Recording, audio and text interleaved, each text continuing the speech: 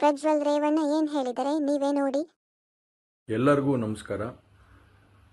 ಮೊದಲನೇದಾಗಿ ನನ್ನ ತಂದೆ ತಾಯಿಗೆ, ತಾತಂಗೆ ಹಾಗೂ ನನ್ನ ಕುಮಾರನಿಗೆ ಮತ್ತು ನಾಡಿನ ಜನತೆಗೆ ಹಾಗೂ ಎಲ್ಲ ನನ್ನ ಕಾರ್ಯಕರ್ತರಿಗೆ ಕ್ಷಮಾಪಣೆ ಕೇಳ್ತಾ, ನಾನು ಫಾರಿನಲ್ಲಿ ಎಲ್ಲಿದ್ದೀನಿ ಅಂತ ಸರಿಯಾಗಿ ಮಾಹಿತಿ ಕೊಡದೇ ಇರೋದಕ್ಕೆ ಇವತ್ತು ಮಾಹಿತಿ ಕೊಡೋದಕ್ಕೆ ಬಂದಿದ್ದೀನಿ.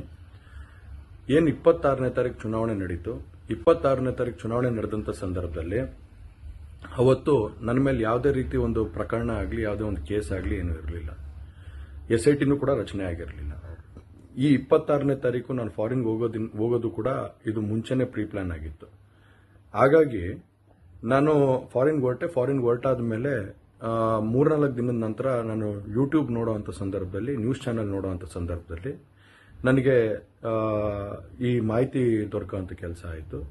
ಮಾಹಿತಿ ದೊರಕಿದ ಮೇಲೆ ನಂತರ SITನೂ ಕೂಡ